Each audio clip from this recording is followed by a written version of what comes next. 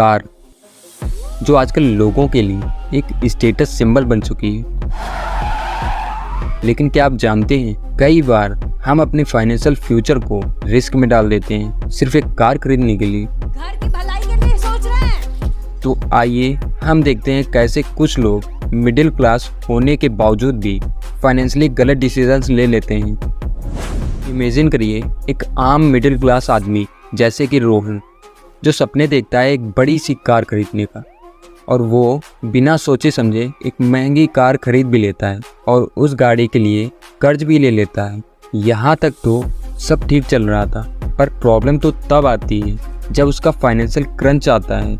तब उसको अपने कार लोन की भरपाई करने में बड़ी मुश्किलों का सामना करना पड़ता है। इसका असर सीधा उसके सेविंग्स और फाइनेंशियल स्टेबिलिटी पर हुआ, जिसने उसको स्ट्रेस में डाल दिया। अब वो एक ऐसे लूप होल में फंस जाता है जिससे उसको निकलने में सालों लग सकते हैं। और अगर आप इस लूप होल में नहीं फंसना चाहते तो इस वीडियो को एंड तक देखें।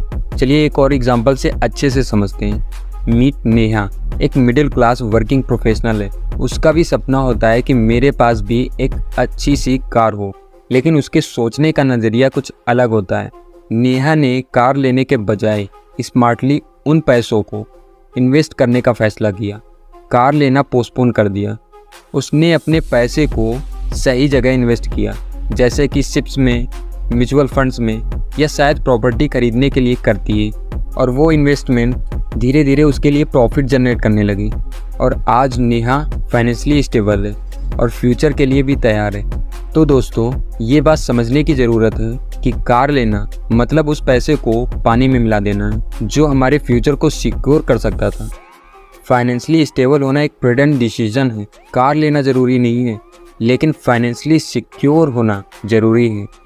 आखिर क्यों एक मिडिल क्लास आदमी को कार नहीं लेनी चाहिए, चलिए समझते हैं। कार लेना एक सपना तो है ही, लेकिन क्या हमने ये कभी सोचा है कि ये सपना हमारे फाइनेंसेस को कैसे अफेक्ट करता है?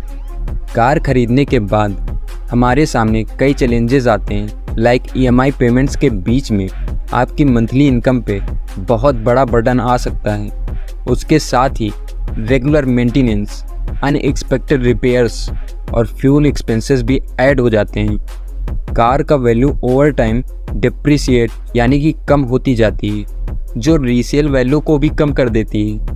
इसी के साथ आपको इंश्योरेंस प्रीमियम्स भी रेगुलर पे करने पड़ते हैं। नौ, ये सब एक्सपेंसेस साथ में लेकर वो पैसा अगर सही जगह इन्वेस्ट किया जाता है तो बेटर रिटर्न्स मिल सकते हैं। कार परचेज के तुरंत बाद अपनी long term financial goals achieve करने में डिफ़िकल्टी हो सकती है। इसलिए मिडिल क्लास के लिए कार लेना फाइनेंशियली एक स्मार्ट डिसीजन नहीं हो सकता।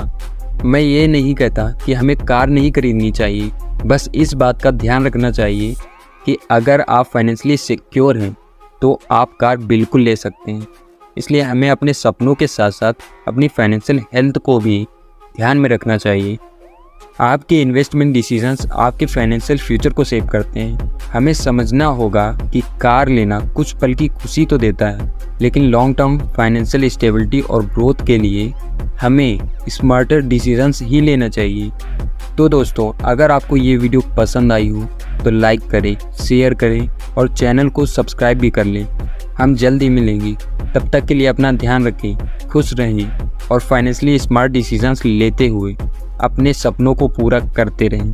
धन्यवाद।